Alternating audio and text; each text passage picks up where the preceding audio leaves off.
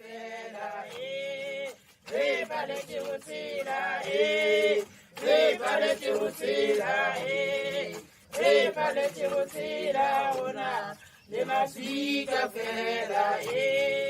mom taught me to sell at a spaza shop. She ran a hair salon. I pretty much learned entrepreneurship from my moms. Umntu ngumntu ngabantu. That on your own, you can't really do it. You need the support of those around you. You will have a network of people, a network of communities, and a society that will make sure that you count.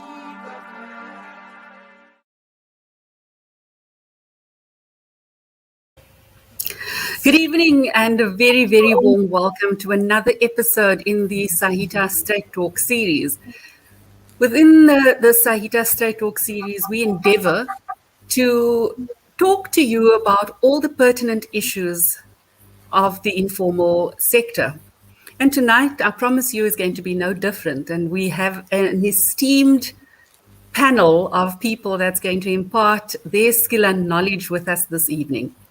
Let me welcome each of our panelists before I tell you what exactly our topic tonight is going to be about. We have on board Annemarie Kiaga. Good evening and welcome. Good evening, Louise, and thank you for the invitation. My name is Annemarie Kiaga. I am ILO's Informal Economy Specialist. ILO stands for International Labour Organization. Thank you. Thank you, Annemarie. And I know it's a warm welcome from South Africa all the way to Harare, then Zimbabwe. So thank you for your time. Thank you very much. We also want to welcome Francisca Velapi. Welcome, Francisca.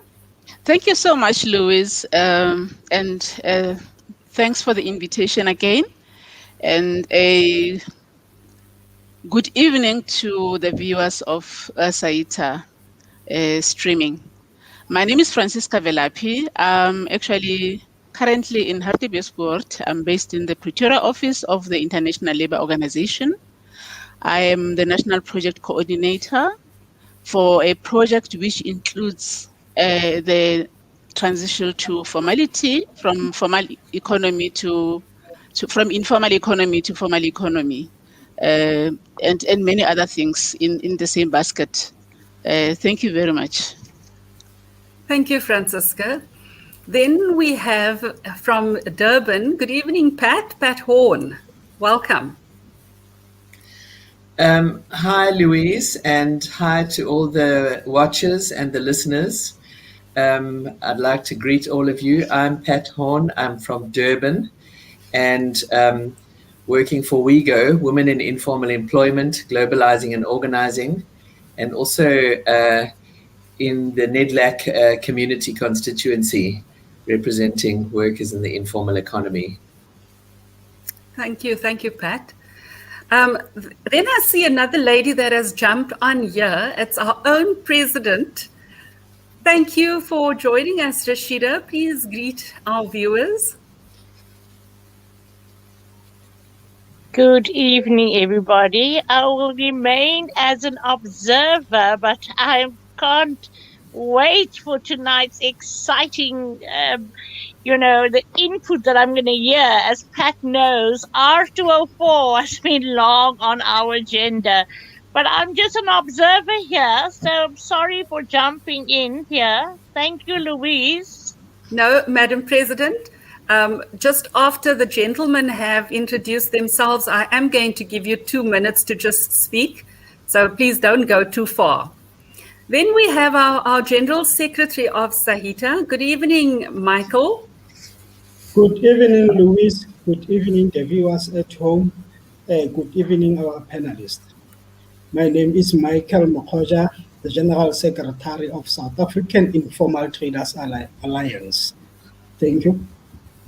Thank you, Michael. And then we have David Venter, who is the chairperson of the Saita Economic Development Forum. Good evening, David. Good evening, Louise. Good evening, our panelists. And I'm very happy to see our president joining us. Many of our viewers might not know that she's been in hospital and she forced her way in to be on the show tonight. What an amazing leader we have. But just welcome to everybody, and I'm looking forward to tonight's discussion. Thank you. Thank you. Rashida, before we start our conversation tonight, I want to give you an opportunity to just tell our viewers who and what is Saita. Well, Saita, the South African Informal Traders Alliance. I wish to welcome all of you who are listening and viewing us tonight on Facebook. Saita is an organization which is a national movement for informal traders across the country. We have representation in all 9 provinces. And we are proud to say tonight that we have the one person that, that has led us to the formation and the unity that we currently have. She doesn't like me to talk about her, but unfortunately, we have to give recognition to Dr. Pat Horn, who has tirelessly since 2004, 5, 6, around there, has made it possible for Saita to launch in 2013, where all 9 provinces had representation. Saita is the voice of the informal sector, and it is our aim and objective to ensure that economic empowerment and development of the informal traders is high on the agenda of government. We also have a direct link as a national movement to the national government. At provincial level, we have it with provincial government. And of course, we all know the struggles at the local level. But do not let me take up any more time, Louise. Thank you for acknowledging me, and I can't wait to hear the discussion tonight. Thank you so much, Madam President. It's always an honor to have you on the show. I just want to tell our viewers that the comment line on our Facebook page is open. So if there's any comment or question that you want to pose to the panelist, please use that option. But let's start with tonight's discussion. The recommendation 204. Francisca, can I ask you to please give us the background to this recommendation? Okay, thank you very much, Louise. I thought it is imperative for me, before I even give the background, just to give the background of what the International Labour Organization is and what it stands for. We are a UN agency, and core to the functions or the duties and principles and values of the ILO is that we assist member states in setting standards for workers in the workplace. So this recommendation, I would like to differentiate between 2 things. In the ILO, South Africa is a member state of the ILO. So annually there will be a conference, and our conferences are represented by the Tripartite Alliance, the community constituents, trade union movements or employers, and government representatives.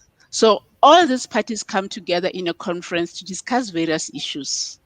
And the discussions around informality and formality has been going on for quite a long time.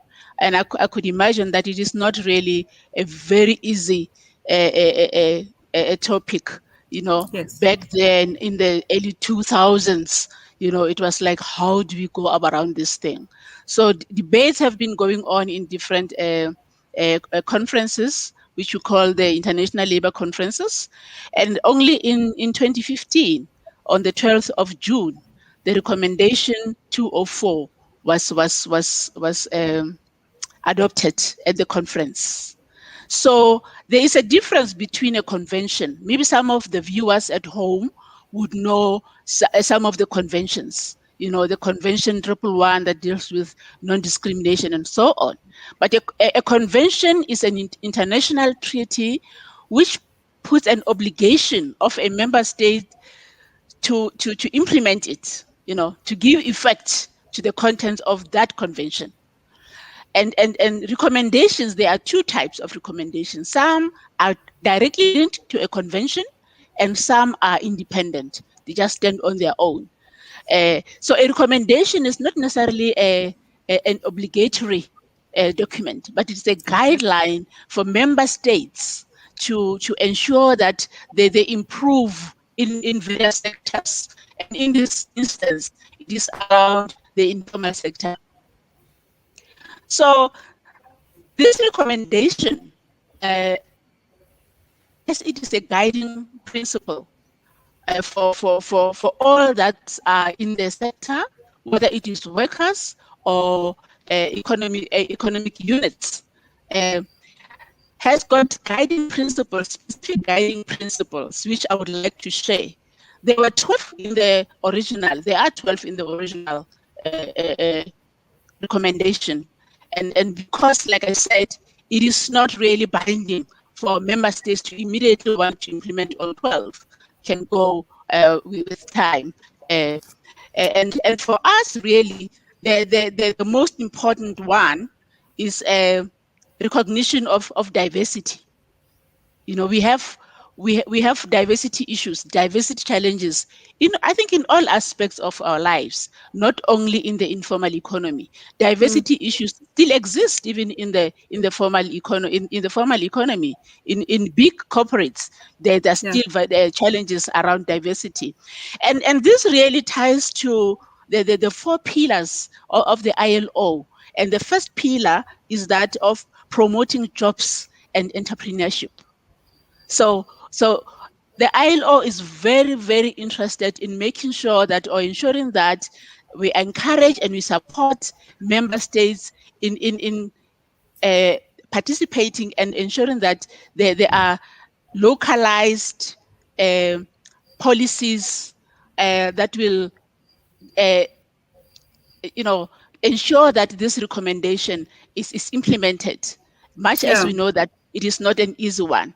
And the other one is, the just extending social protection for all, all sectors. The social protection extension is very critical, and we have seen that recently with the Occupational Health and Safety, the OSH Act, where the domestic workers had a voice and they were included. We think of the domestic workers as formalized, because there is this, there's a sectoral determination, there is UIF, and there's that. But all that does not mean the sector is fully formal. It is partially formal, and it still have got challenges of informality because of lack of compliance by most of the people who are players in the sector. And the promotion, another pillar is the promotion of social dialogue. Can we talk? Can we improve on collective bargaining, on bargaining for rights of everybody, not only the formal collective bargaining, but we as the ILO also feel that through the R204, we need to encourage a dialogue with the powers that be and the informal economy players, especially those who are either working or owning the different economic units. So those are the main pillars of the ILO. Yeah. Thank you so much for that clear description. I want to now move on to Anne-Marie. Anne-Marie, after listening to all of this, it's clear to me that we know that in the world there are informal traders everywhere around. So how does this recommendation fit globally? Is that why it's only a recommendation? Okay, thank you, Louise. I think I will just complement what Francisca has already said. It is in the mandate of the ILO to promote social justice, and the framework with which we use is decent work. Now, for the last 30, 40 years, there has been, in trying to understand the labor market, there was identification of this group of people who were found to lack a lot of those decent standards that other workers in the labor market have, right? And therefore, there was the necessity then to help governments, for the ILO to help its member states to address what we call the decent work deficits. So what the pillars that Francisca has mentioned there, and the way they are actually missing in the informal economy, but to try and address them, from the rights of the workers there to access to all the services that are necessary for everyone in the labor market to work in a decent manner. So basically, what happened in 2015, as I say, after about almost 30 years of struggle to try and find a framework that we can all use, then there was an agreement then to say, okay, so these are the minimum standards that countries need to meet in order to help the people who are working or operating in the informal economy to transit. And I repeat the word transit because that is very, very important. It's not many times when people talk about formalization, which is what the recommendation is recommending and providing guidance for. People assume that, overnight people will just move, become formal. It is not. It's really a transition. There are many, many steps that will need to be taken, changes to be made in order for them to go to get to formal operations. So now what the R204 is doing globally, but after providing the guidance, many of the member states in the ILO have taken the guidance and try to develop their own, to adapt them to their own national, to their own laws and regulations in order to help the people in their own countries transit, right? So the guidance itself starts from, first of all, from the definition. Who is in the informal sector? When we say informal economy, what do we mean?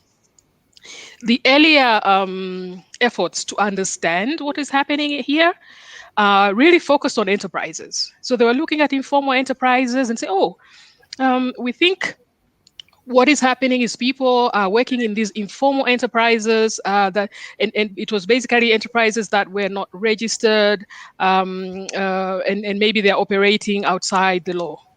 So they're just focusing on that. And then after a number of years, they realized, no, it's not just enterprises. There are people who are actually employed in the enterprises. And that brought us from the term informal sector, which really limits on enterprises, to informal employment. So the informal employment now looked at those who are employed in these informal enterprises, and some even in the formal enterprises, but informally they do not have maybe formal contracts. They're not enjoying all the privileges that formal workers actually enjoy by working in informal enterprises. And then, so we ended up with two different definitions now. So we have an enterprise definition and we have a job definition. And then by 2015, then there was an agreement that said, okay, listen, in order for us to really cover everyone who works in this economy, let's have a general definition. So the definition that is provided in the recommendation 204 brings together this definition. It looks at all workers, it looks at all enterprises that operate maybe not covered fully by the laws in the nations or partially covered by the laws in the nations that they do. So that's the first thing that it provides, the definition, a clear definition, and also differentiating that with illegal work. That's another very, very important thing, because there's always this tiny little assumption in people's back of their minds that the people who are working in the informal sector, in the informal economy, are working illegally. No. The recommendation differentiates the two completely. We know what illegal activities are, and these are not illegal activities. These are people who, not even by their choice, many of them not by choice, have to work informally because there are no opportunities to actually work formally. This is their livelihood. So the other thing that actually the recommendation does, apart from defining that, is also making these differences, identifying who is in the informal economy and how they actually work there. And then it goes ahead to actually kind of emphasize what I think are 4 key things. One, because the recommendation is about formalization, it makes it very clear that formalization itself is not the end of what we are trying to do here. The end, it's just a means to an end. The end is actually decent work for all, right?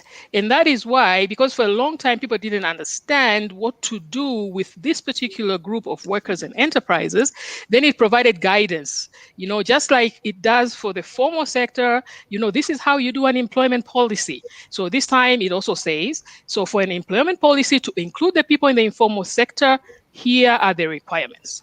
Okay, in the formal sector, workers are covered by Social Security. They have income security. It defines what does that mean then for the people who are currently working informally. What do we do to make sure we extend the coverage? So there are all those instructions there. I won't go through all of them. So basically, at the global level right now, the recommendation 204 stands as the only, not the only, because there are many other conventions that affect different categories of workers and different categories of work, but it is the standard, the one standard that brings all of these together in one place as a guidance to the to its member states. There is a caveat, though. There is a need for the people in the formal economy themselves to show up, to be included in its implementation. And you heard Francisca say a little bit about it, but I think it's going to come out more strongly as we discuss. It is very, very important for people to actually be part and parcel of understanding it and implementing it. And therefore, this is one of the reasons I was very excited when I was invited to this meeting, because it is actually the first step. First, to understand what is out there, and then actually to use it to make sure that it stands for yourself. So I think I'm excited about the discussion. Let's see how far it's going to take. Right now, I can tell you in Africa, ILO is working with 38 countries trying to develop, to help them adapt the recommendation into their legal framework so that they can work with the people there. And globally, I think in Western Europe, I think there's more adaptation there than the rest of the world right now. Thank you so much for that, Anna Marie. Pat, thank you. I wanna come to you now and say we've now heard the global definition, but let's bring it home quickly. Because that's, for us, that's what matters right now. So what is the impact of this recommendation on South Africa and the informal sector? And why do you say what you say? Okay, so yes, building on what both Francisca and Anna Marie have said, we have to get rid of this idea that formalization is just only about business registration, because it's a whole lot broader than that. When Anna Marie talked about enterprises, actually the term which is used is informal economic units. Workers and economic units. And then economic units, as she mentioned, covers enterprises, cooperatives, all kinds of entities, and then it covers the people, which are the workers. And the idea, as both of them have said, it's the formalization is to have is to move workers and informal economic units in the informal economy out of the situation of decent work deficits, and to have a situation of decent work. And as Francisca mentioned, the 4 pillars of decent work: income security, access to social protection, access to collective bargaining or representation, and then the other one is rights at work, all the rights to organize and not be discriminated, etc. So this is a recommendation, as you've heard, Actually, a recommendation is something which you don't have to wait for governments to ratify them before you can demand that governments apply them. So, but these things don't apply themselves. So when you say, what is the impact? The question is, what has been done in that country by whoever to implement it? So on the whole, one wants government departments to implement it, a whole lot of different government departments. But you know what? We've discovered government departments are like wheelbarrows. They need to be pushed. So the question is, what has been done to make government departments implement? And in South Africa, a lot has had to do with Saita, which Pula is going to talk about, because this recommendation is a tool for us to use. If we don't use it, it has no impact. If we use it, we can make it have impact. So there is some impact in South Africa so far because we've been having workshops with workers in the informal economy, including probably many of the people listening here, ever since 2017. After we got back from the implementation, our government officials set up a task team. They forgot to include us for the first 2 years. As Anna Marie says, we have to be included. That's part of the whole deal. So for the first 2 years, nothing happened, actually. In 2017, we became included, and then the workers in the informal economy were there, and the task team started to work. We haven't got enough time to talk in great detail because actually a lot has been happening. And I hope we'll do that more in some of the future ones. But I think to make it clear is that when I said it's not just about business registration, I know the employers were more interested in business registration than anything else. The government was more interested in collecting taxes from workers in the informal economy than anything else. But it's more than that as well. It's a package of issues along the lines of the pillars of decent work that we've all been mentioning. So we've been fighting for all of those issues. The task team has got a roadmap for the implementation of Recommendation 204. I hope we'll have in one of the follow-up ones, we'll talk more about what's happened under that roadmap. And what's been important is that workers in the informal economy, including Saita, but not confined to Saita, because Saita is not the entire informal economy. We have SAUPA, or South African Waste Pickers Association. We have the domestic workers unions. We have the home workers organizations. We have the community health workers organizations. We have the subsistence fisher peoples organizations. They've all been lobbying their government officials at all levels to implement Recommendation 204. And to be honest, there's been a lot of bottom-up activity. As a result of all the bottom-up activity, putting pressure on people in government, there's been some, maybe slow, but some progress. And we do have in South Africa now a very good set of guidelines on integration of waste pickers into solid waste management policies. That is a very good example of rights-based formalization as Recommendation 204. We now also have, very, very recently, out of the box, a new set of guidelines on public space trading, which is going to impact very much on informal traders, the members of Saita. And there we had different government departments that got together to develop that. SALGA, COGTA, the Department of Small Business Development, coordinated by GTAC, the Government Technical Advisory Committee. So we can talk quite a bit more because this is a slow business. As Anna Marie said, it's a transition. It's not an event, but it's a transition. And I think we've made some inroads, but we still have a long way to go.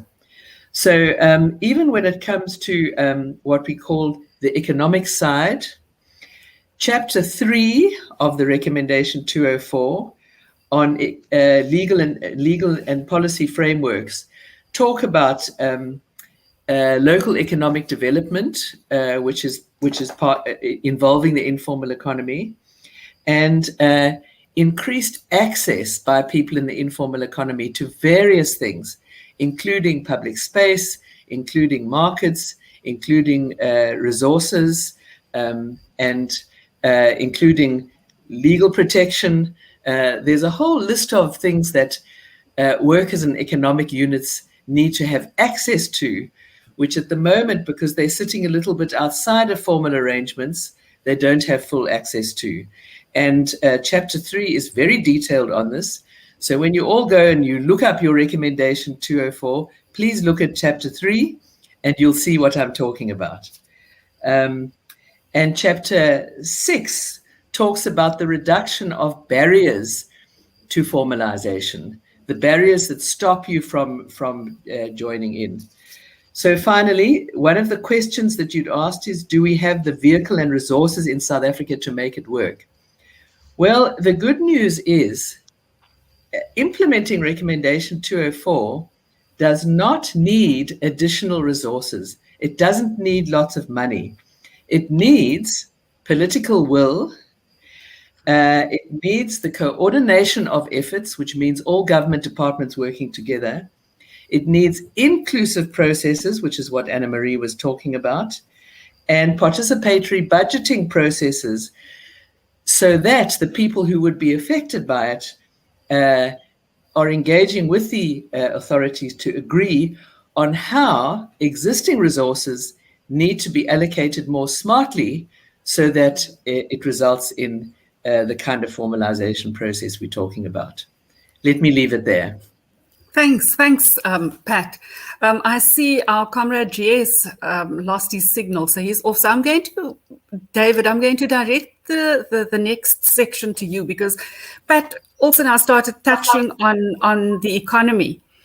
And as the head of economic development, David, how do you see this R204 impacting the informal trading sector?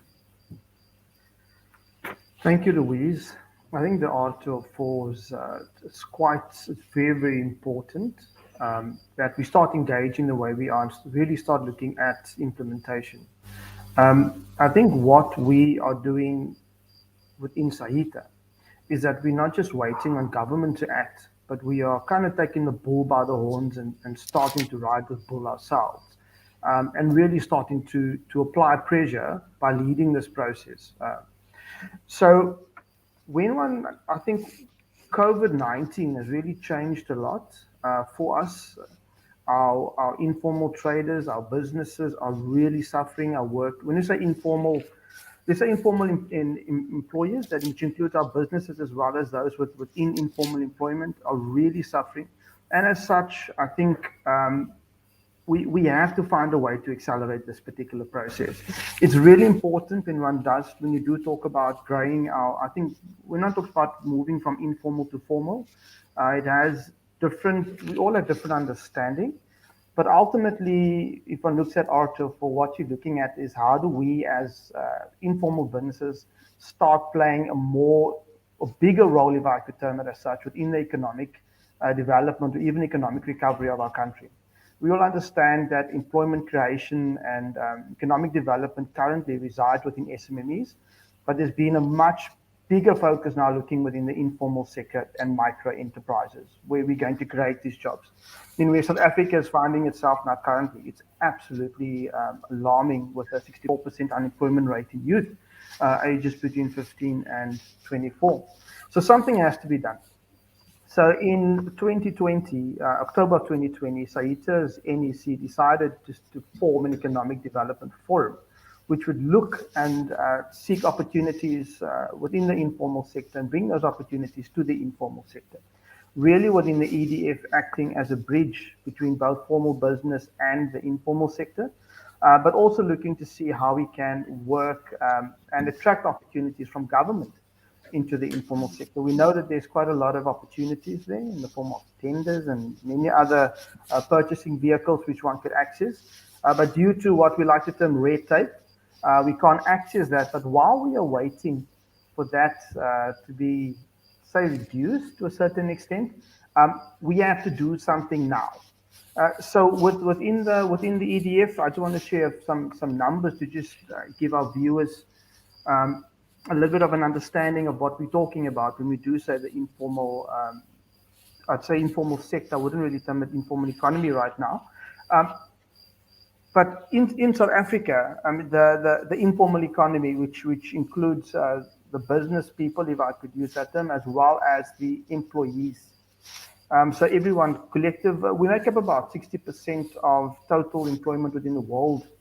And in South Africa, the informal economy makes up about 30% of the total employment in South Africa, as per our stats records in 2017.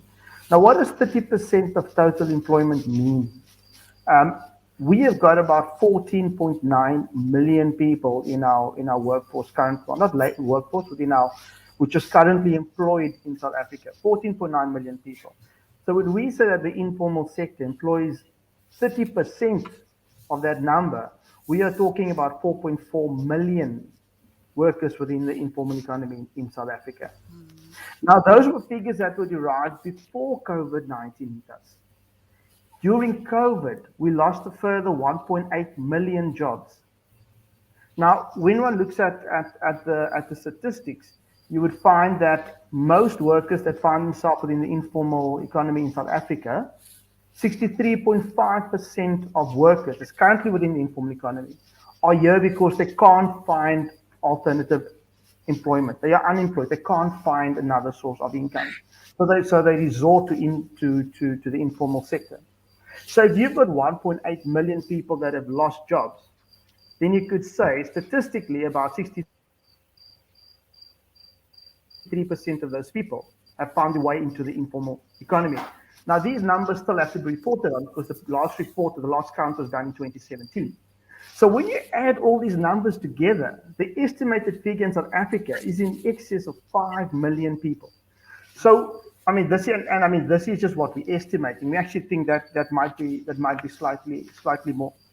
But one more interesting fact that I want to share with our viewers to just understand again when we talk the informal economy, what numbers we're talking about.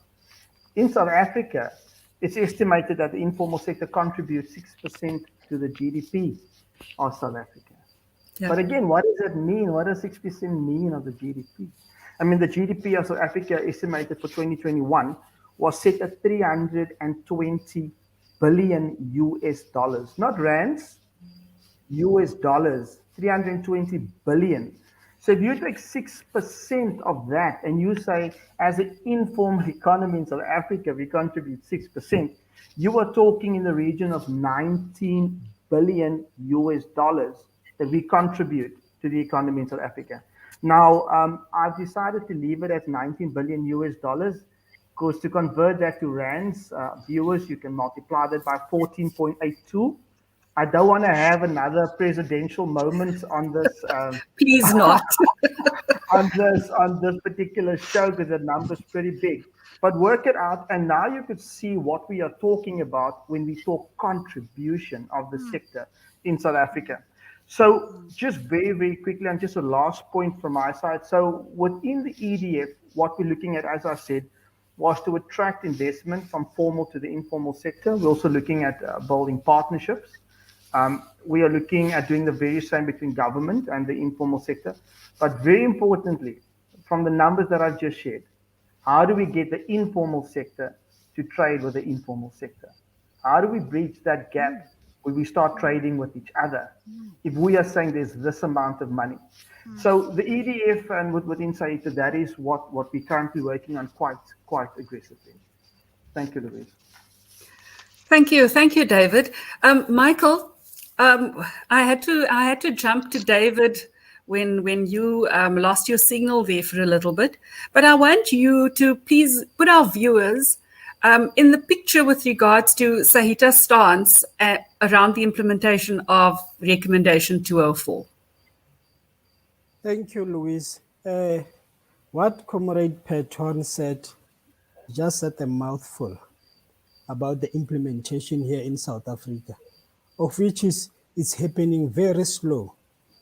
And also what I like is that Saita is part of the committee that is trying to make sure that this recommendation is implemented. But I have a few questions that maybe the Francina or Atlika can answer it.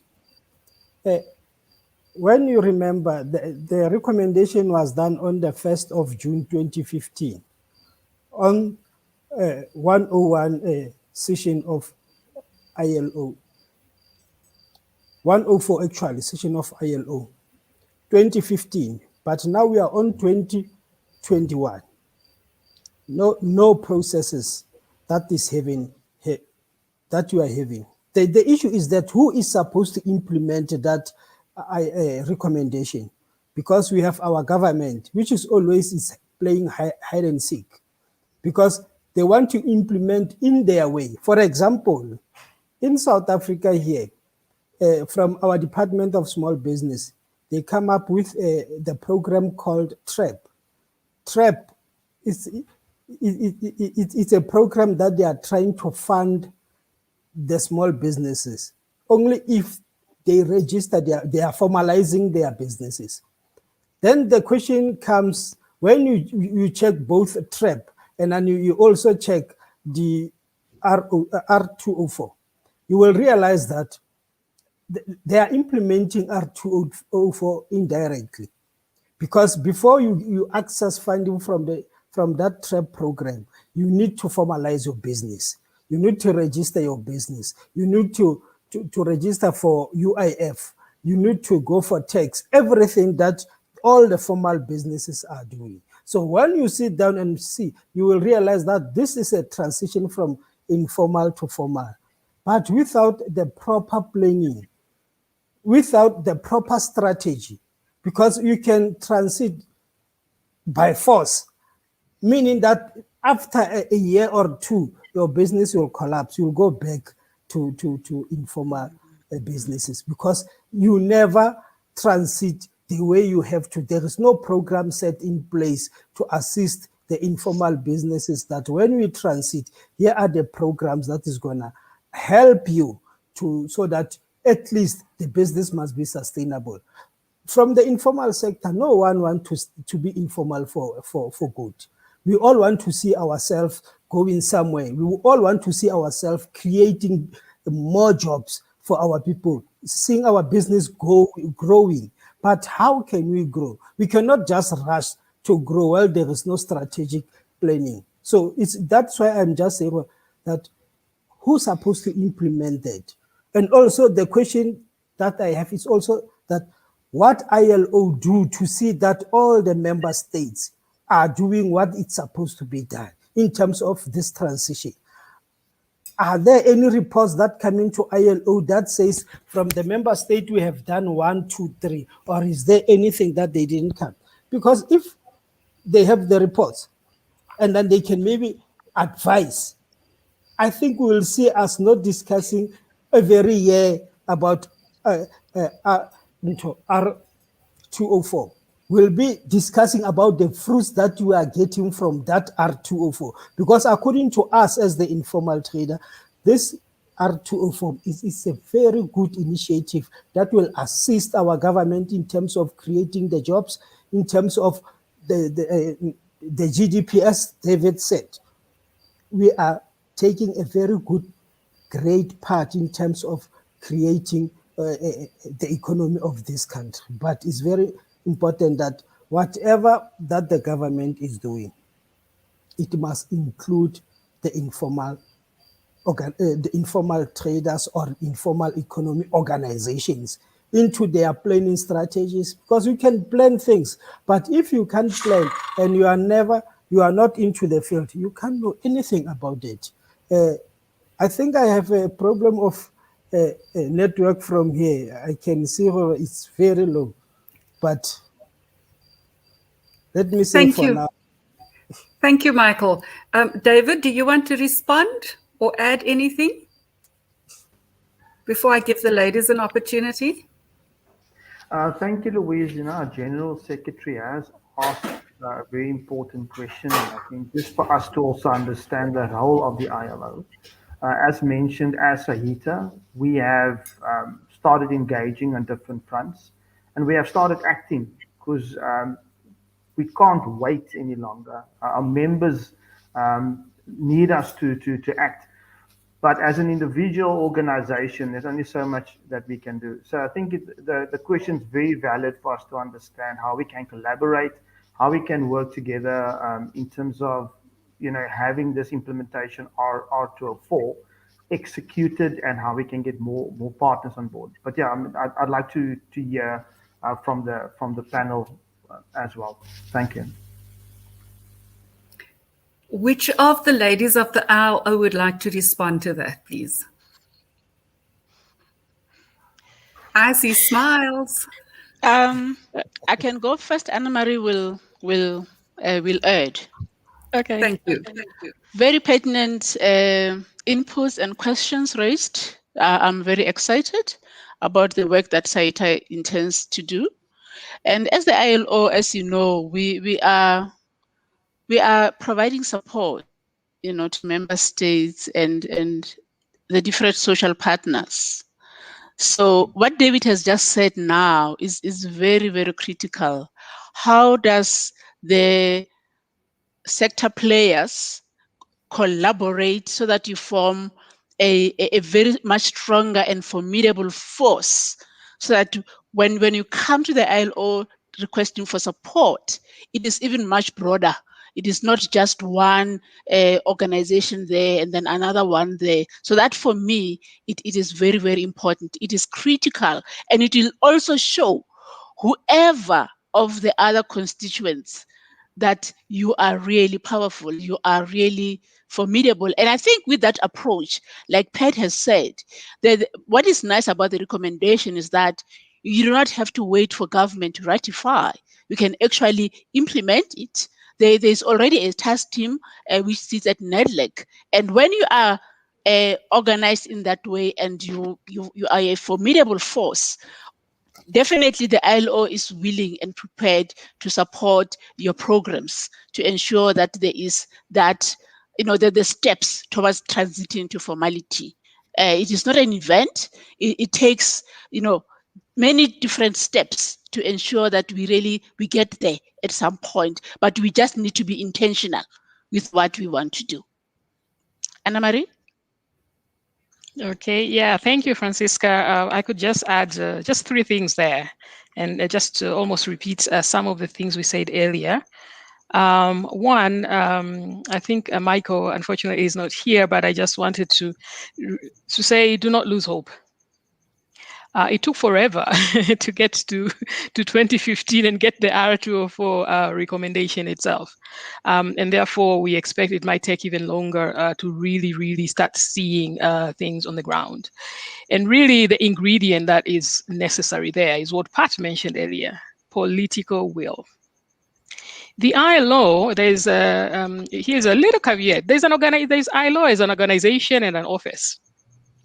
The organization is what decided to have R204, right? Meaning workers, employers, and governments together came to an agreement that, yes, we need this guidance, and yes, these are the guidance that we need. The question is, do they have the political will to make it happen? Well, I remember what Pat said, a wheelbarrow, a little pushing, maybe, is necessary. And therefore, that's why organizations like Saita are very, very important, because you are beginning to get there. We know it's going to take time, but if there's no push, the wheelbarrow will just stand, right? So there is also the need for making sure that our organization, let's say, it is our organization, right? The workers, employers, and governments who actually decided to have this actually act on what they had agreed upon. However, as I think David had mentioned that, okay, so we want, for example, to see the formal and informal work together and all that. There's no really need to wait. And because it takes so many people to make sure any of these actions are taken, while that is happening, what can the office do? This is where, Francisca and myself, who are working in these country offices, are providing this support. For the support we provide to be relevant, we have to hear you tell us that, okay, no, actually we want to do A, we want to do B, and we want to do C, because this is what is relevant now. However, as I say, because it's quote unquote an office, we are really prepared to provide technical assistance rather than, unfortunately, unlike other UN organizations where they could come in with some funding and, fund this and fund that and fund this. But we are really open to work with you, with your ideas, to help you actually solicit funding if it's necessary, in order to make sure what you feel is relevant actually takes place the way you want it to take place. So basically, I think those are my last 3 messages. But these 2 words, political will, very, very, very, very important. So if we have a way to convince also us to help you make sure that there is political will in the country, we are open to listen to that. That's for sure. Thank you. We can't hear you, Luz. I've just unmuted myself. Sorry, I had my dog barking in the background. Pat, just to come back to you, some closing words. So I'm going to close with making you think about what Anne-Marie has just said about political will. What is the time when government has the most political will? Just before an election, right? We are just before an election. So guys in Saita, now is the time to move. All the pushing that you need to do, now is the time to do it. Because after the 1st of November, who knows? That's my closing word. Who knows? Good question. Michael, I'm not sure whether you can hear me, but I'm not going to risk it. Your signal does look a little bit low. We've been busy with this conversation for 52 minutes already. Can you believe it? Time does fly when you're having fun. But I think just to bring into context tonight and just to say thank you to all our panelists. But I think this does warrant a further discussion. I think the discussion is about the implementation process. It's about data collection nationally. It's about the involvement of local government and their role in assisting to make this happen. It's about talking to the formal sector and bringing them on board here and getting a commitment from them that, yes, they want to take hands and make this work. So if you've just joined us this evening, please make sure that you tuned in every Tuesday and every Thursday evening at 7 o'clock, where we discuss the pertinent issues of the informal sector. Tonight's discussion was on recommendation 204, which speaks about the transition of the informal economy into a formal space. And this can only be big things. I agree with you, Pat. It's time to take that wheelbarrow and push it all the way just before we make our crosses at the voters' block. From me, Louise, I want to say good night, but I also want to tell you that if you are a business and you would like to be featured on Saita Straight Talk, come and tell us your story. We'd love to hear it. Leave your comments in the box and one of our representatives will contact you. Till next time, good night.